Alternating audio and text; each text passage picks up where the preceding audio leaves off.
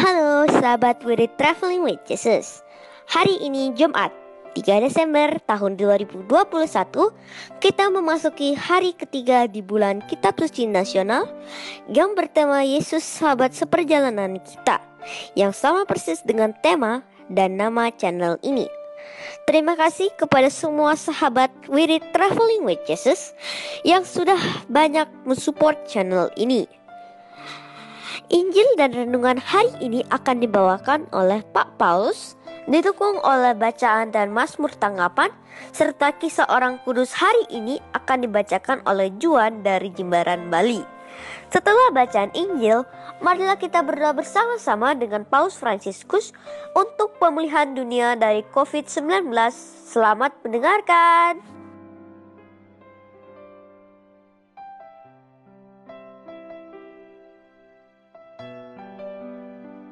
Bagi sahabat wirid yang mempunyai kesaksian atau pengalaman hidup berjalan bersama Yesus, dapat mengirimkannya melalui audio, video, atau tulisan ke alamat email kami di wiridtravelingwithjesus@gmail.com. Terima kasih. Selamat mendengarkan.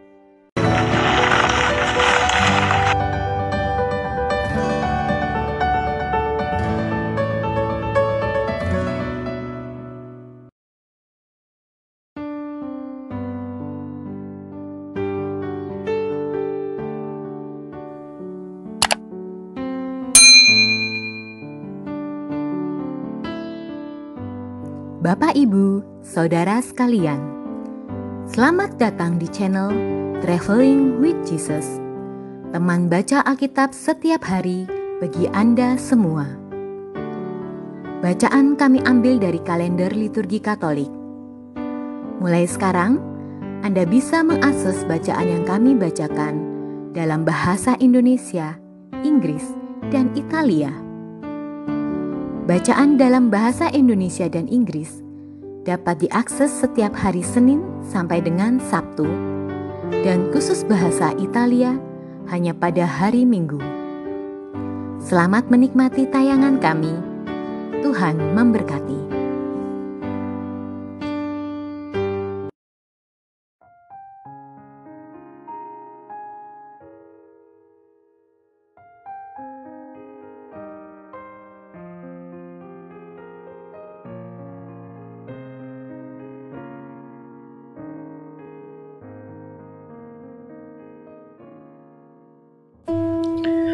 Peringatan Santo dan Santa hari ini yaitu Santo Gregorius Agung, Paus dan Pujangga Gereja.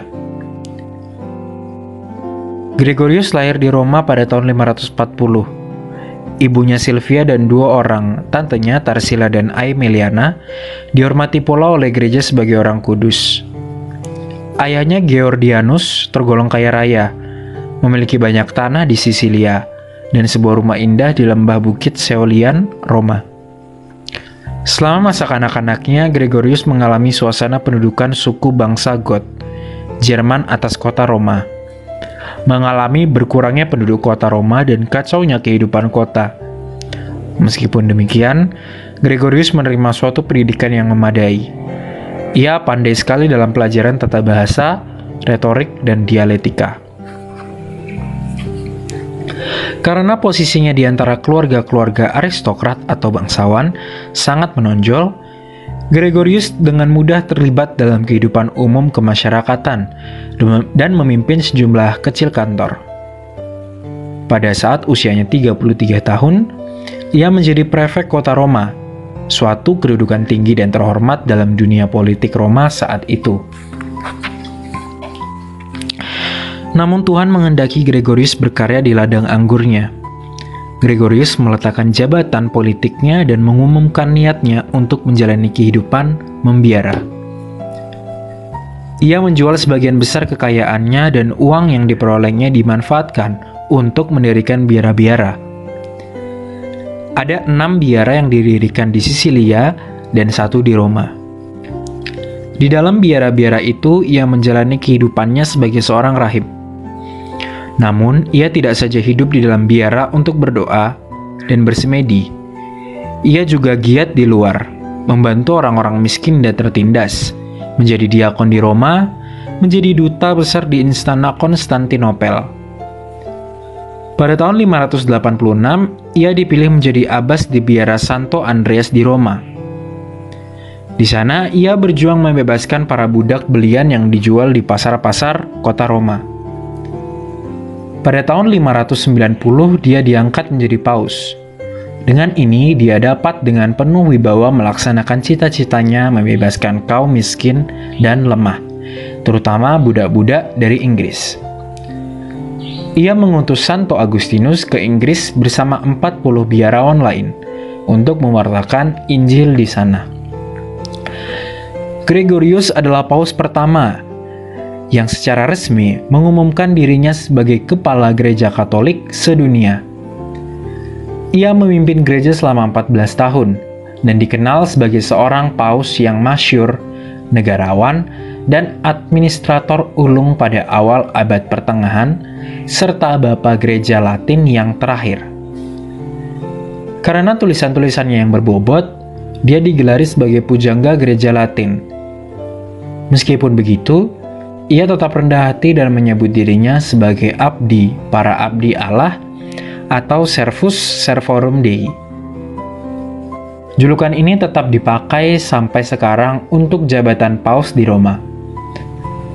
Setelah memimpin gereja Kristus selama 14 tahun, Gregorius meninggal dunia pada tahun 604. Pestanya dirayakan juga pada tanggal 12 Maret.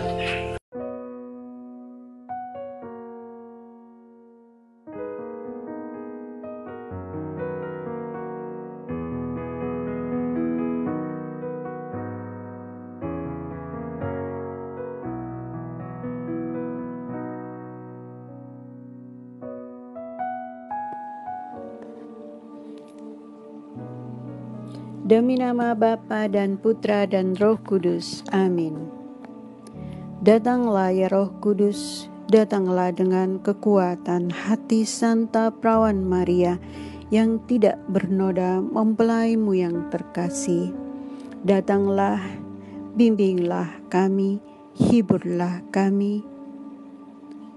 Katakan pada kami apa yang harus kami lakukan, dan bantulah kami memahami kehendak Tuhan dalam hidup kami melalui firman-firman yang kami dengar hari ini. Amin. Bacaan diambil dari surat Paulus kepada jemaat di Kolose, bab 1 ayat 15 sampai dengan ayat 20. Saudara-saudara, Allah tidak kelihatan. Kristuslah gambarnya. Dialah yang pertama dari segala ciptaan. Sebab dalam Kristus telah diciptakan segala sesuatu, baik di surga maupun di bumi, baik yang kelihatan maupun yang tidak kelihatan, baik singgasana maupun kerajaan, baik pemerintah maupun penguasa. Segala sesuatu diciptakan dengan perantaraannya dan untuk Dia. Dia ada mendahului segala sesuatu, dan segala sesuatu ada dalam Dia. Kristuslah kepala tubuh, yaitu jemaat. Dialah yang sulung, yang pertama bangkit dari antara orang mati, sehingga Dialah yang paling utama dalam segala sesuatu. Karena seluruh kepenuhan Allah berkenan diam dalam Kristus, dan dengan perantaraan Kristus, Allah mendamaikan segala sesuatu dengan dirinya, baik yang ada di bumi maupun yang ada di surga. Segalanya didamaikan oleh darah Kristus yang tersalib. Demikianlah sabda Tuhan. Syukur kepada Allah. Bahagia ku terikat pada Yahweh, harapanku pada Allah Tuhanku. Bahagiaku terikat pada Yahweh, harapanku pada Allah Tuhanku. Beribadahlah kepada Tuhan dengan sukacita, datanglah ke hadapannya dengan sorak-sorai. Bahagiaku terikat pada Yahweh, harapanku pada Allah Tuhanku. Ketahuilah bahwa Tuhanlah Allah, Dialah yang menjadikan kita, dan punya Dialah kita. Kita ini umatnya dan kawanan domba gembalaannya. Bahagiaku terikat pada Yahweh, harapanku pada Allah Tuhanku. Masuklah melalui pintu gerbangnya dengan nyanyian syukur. Masuklah ke pelatarannya dengan puji-pujian. Bersyukurlah kepadanya dan pujilah namanya. Bahagiaku terikat pada Yahweh, harapanku pada Allah Tuhanku. Alleluia, alleluia, alleluia, alleluia. Aku ini cahaya dunia, sabda Tuhan. Yang mengikuti aku hidup dalam cahaya. Alleluia, alleluia.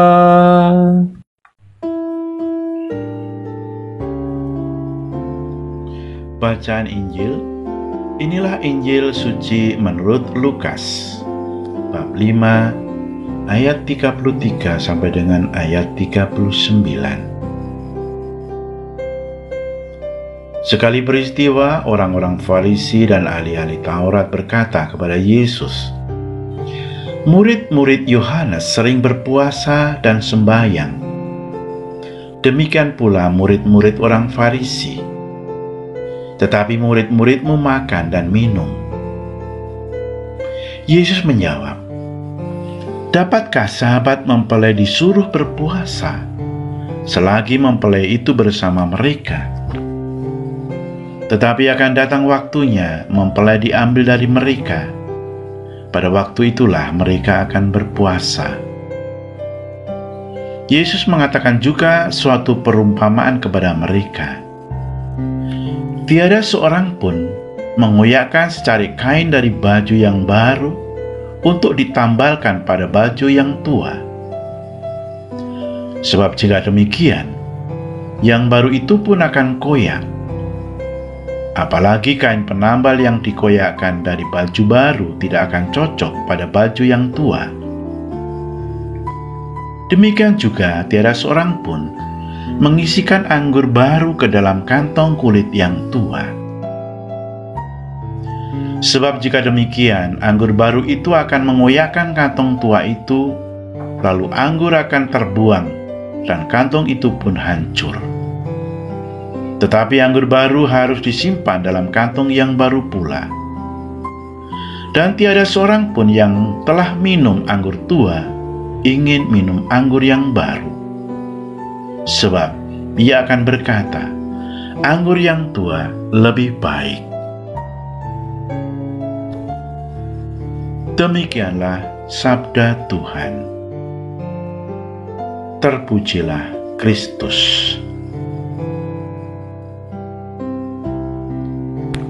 Para sahabat Traveling with Yesus yang dikasihi oleh Tuhan, hari ini Yesus mengadakan suatu perjamuan besar dengan Lewi dan orang berdosa. Para ahli Taurat, ahli kitab, dan orang Farisi ikut datang dan mengamat-amati Yesus dan para muridnya, karena mereka mewaspadai ajarannya yang tidak sesuai dengan hukum dan peraturan standar mereka. Mereka berkata, murid-murid Yohanes sering berpuasa dan sembahyang, demikian juga murid orang Farisi, tetapi murid-muridmu makan dan minum. Pernyataan mereka tentang puasa yang ditujukan kepada Yesus secara tidak langsung memberikan gambaran bahwa orang Farisi dan ahli kitab memahami perintah puasa sebagai sebuah peraturan yang wajib dilakukan dan bukan sebagai sebuah makna di balik tindakan puasa. Dengan kata lain, tindakan orang Farisi dan ahli Taurat ini secara tidak langsung berisi penghakiman. Engkau dan murid-muridmu tidak mengikuti tradisi puasa Yahudi, maka engkau tidak suci. Maka ketika mereka mengatakan hal itu bukan sebuah pertanyaan, tetapi sebuah tuduhan. Ahli Taurat dan orang Farisi tidak terbuka untuk melihat peristiwa itu secara baru. Berhadapan dengan penyataan dan tuduhan itu, Yesus memberikan jawaban yang sederhana. Ada saat dan tempatnya, baik untuk berpuasa ataupun makan.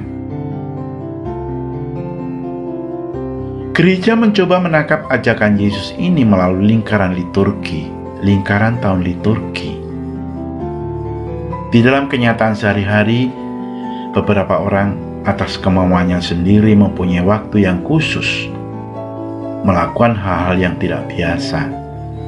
Tetapi kebanyakan dari kita, tahun liturgi merupakan lingkaran alami tentang masa sukacita dan masa tobat.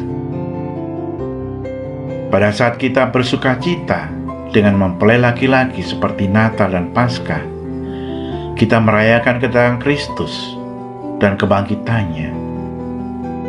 Pada saat lain kita mencoba membangun sikap tobat. Misalnya pada masa Prapaskah, kita lebih memusatkan diri kita pada usaha perbaikan diri karena relasi kita dengan Allah terganggu akibat dosa-dosa kita. Sementara itu pada masa Advent, kita membersihkan hati kita untuk menerima kedatangan Tuhan pada masa Natal. Dan itu kita lakukan dengan puasa. Puasa bukan tujuan tetapi sarana. Sarana supaya kita bisa mengendalikan diri. Sarana supaya kita bisa dirubah oleh Allah. Sarana supaya kita bisa bertobat. Demikian juga masa biasa mempunyai waktu pesta dan waktu khusus sendiri. Pertanyaan bagi kita ialah, apakah kita sungguh-sungguh mempunyai kesadaran untuk menghidupi tahun liturgi ini, atau kita menolaknya? Apakah ajakan dan ajaran makan dan puasa di dalam gereja memberi arti bagi hidup kita? Atau sebaliknya, lingkaran liturgi itu menjadi barang aneh yang hampir tidak kita perhatikan. Kemudian Yesus memberi tantangan kepada semua yang hadir di tempat itu dengan menyampaikan perumpamaan. Dengan perumpamaan pakaian dan anggur, Yesus ingin menekankan gagasan bahwa untuk bisa memeluk dan menerima pesannya, kita perlu berpikir di luar kebiasaan dari cara kita berpikir. Atau bahasa kerennya, out of the box. Kita dengan mudah tidak mau mengubah aturan-aturan yang sudah tetap dan teratur, dan mudah merasa puas dan mendapatkan kehangatan di dalam iman kita. Lebih-lebih celakanya lagi, jika ternyata rasa nyaman dan puas dengan peraturan itu berkembang bersama dan hidup berdampingan dengan kebiasaan dosa kita. Untuk mengikuti Yesus dan Injilnya dengan benar, kita perlu menanggalkan manusia lama kita dan mengenakan manusia baru di dalam Kristus. Kita belajar dari pesan Yesus kepada orang Farisi dan ahli Taurat atau ahli hukum atau ahli kitab. Bagi orang Farisi, berarti mereka diminta untuk menanggalkan sikap mereka yang memegang peraturan secara ketat dan kecenderungan sikap untuk menghakimi. Demikian juga bagi orang Lewi dan teman-temannya. Hal itu berarti meninggalkan keduniawian mereka dan gaya hidup yang membawa dosa. Menanggalkan manusia lama bukanlah tugas yang mudah, karena anggur lama adalah minuman yang enak yang sering kita gunakan. Tetapi, para saudara, kita diajak untuk mengambil langkah penyadaran diri akan manusia lama kita yang ada dalam diri kita dan memutuskan untuk menanggalkannya agar kita bisa memeluk pesan Kristus yang selalu menantang dan baru. Marilah kita berdoa. Ya Yesus, bantulah aku untuk lebih mampu memusatkan diri dalam mengikuti-Mu daripada menghakimi sesama. Tunjukkanlah kepada aku siapakah aku dan pribadi macam apakah yang Kau kehendaki. Limpahkanlah rahmat-Mu agar aku mampu menghidupi cara hidup gereja, makan dan puasa dengan penuh semangat, sehingga Engkau dapat mengubah aku menjadi manusia baru. Hari ini bantulah aku untuk membuat hari Jumat ini sebagai peringatan akan kematian-Mu, dengan mempersembahkan kurban sederhana sebagai penitensi atas dosa-dosaku. Dan dengan demikian, aku akan menjalani hari Minggu mendatang dengan kegembiraan saat merayakan kebangkitan-Mu. Amin.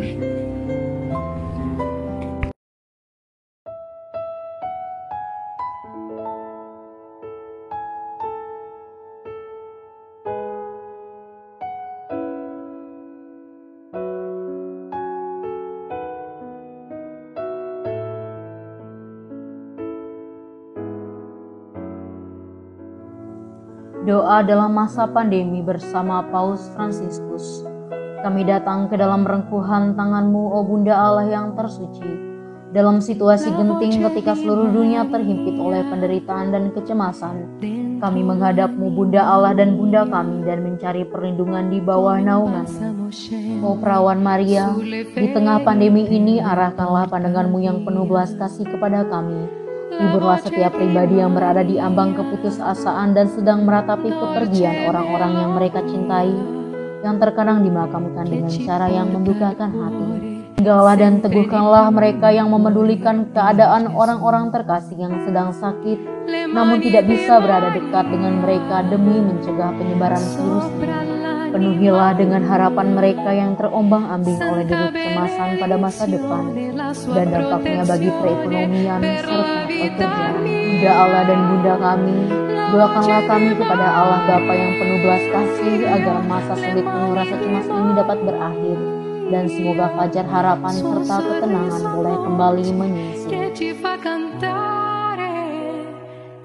Ya Bunda, seperti yang telah Engkau lakukan di Kana, mohonkanlah kepada Putra Ilahi-Mu rahmat penghiburan bagi keluarga dari yang sakit dan setiap orang yang sedang menderita sakit.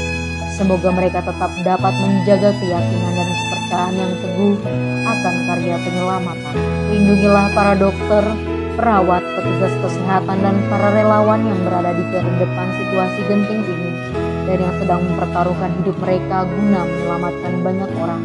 Sertailah upaya dan perjuangan mereka dan berikanlah mereka kekuatan, kemurahan hati dan kesehatan seterusnya. Tinggallah dekat dengan setiap orang yang siang malam menemani orang sakit, dan para imam serta pelayan sabdamu yang dengan kepedulian sosial dan pelayanan Injil berusaha membantu dan mendukung semua orang. Oh perawan yang terberkati, terangilah pikiran, perasaan, dan kehendak dari setiap pribadi yang terlibat dalam penelitian ilmiah, agar mereka dapat menemukan solusi efektif guna mengatasi virus ini. Dampingilah para pemimpin bangsa agar mereka dapat menjalankan tugas dan tanggung jawabnya dengan penuh kebijaksanaan, perhatian, dan kemurahan hati, terutama untuk membantu orang-orang yang berkekurangan, serta dapat menemukan solusi dalam menangani permasalahan sosial ekonomi dalam semangat solidaritas demi masa depan. Maria yang tersuci, gerakanlah nurani setiap pihak yang terkait sehingga dana besar yang diinvestasikan untuk mengembangkan dan menumpuk senjata dapat dialihkan secara efektif untuk meningkatkan penelitian dan pencegahan terjadinya tragedi serupa di masa depan. Bunda yang terkasih, tumbuhkanlah di dalam dunia ini rasa memiliki sebagai bagian dari suatu keluarga besar dalam sebuah kesadaran akan ikatan yang menyatukan kita, sehingga dengan semangat persaudaraan dan solidaritas kami bisa bahu-membahu mengatasi akar kemiskinan dan situasi penderitaan. Jadikanlah kami kuat dalam iman, tekun dalam pelayanan, teguh dalam doa. Bunda Maria, penghibur orang berduka, rangkulah semua anakmu dalam masa sulit ini, dan bawalah doa-doa kami pada Allah, agar Allah mengulurkan tangannya yang penuh kuasa untuk membebaskan umatnya dari situasi pandemi yang mengerikan ini, sehingga kehidupan bisa tenang dan pulih kembali. Kepadamu yang bersinar dalam perjalanan kami, sebagai tanda pengharapan dan keselamatan, kami mempercayakan diri dan harapan kami seutuhnya, ya perawan Maria yang penuh kelembutan dan belas kasih. Amin. Salam Maria, penuh rahmat, Tuhan sertamu. Terpujilah engkau di antara wanita, dan terpujilah buah tubuhmu, Yesus. Santa Maria, Bunda Allah, doakanlah kami yang berdosa ini, sekarang dan waktu kami mati. Amin.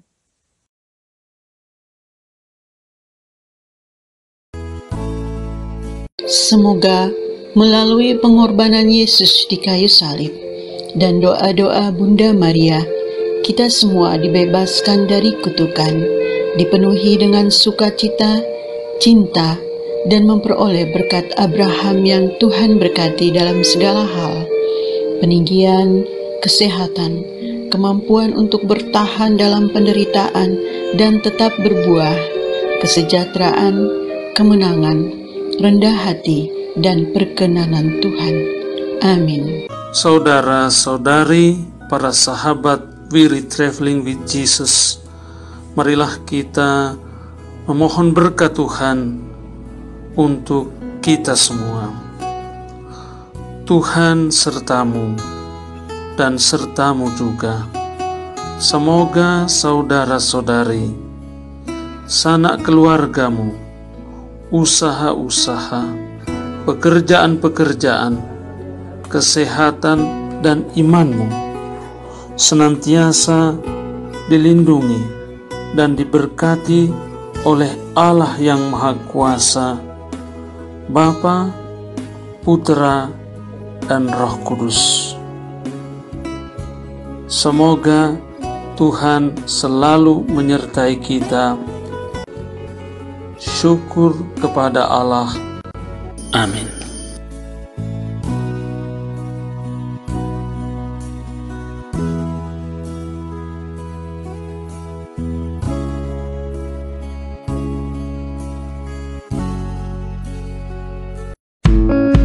Demikian bacaan hari ini. Terima kasih sudah menonton. Jangan lupa subscribe, like kami di Facebook, dan follow kami di Instagram. Wirid Traveling with Jesus. Sampai jumpa lagi di video selanjutnya.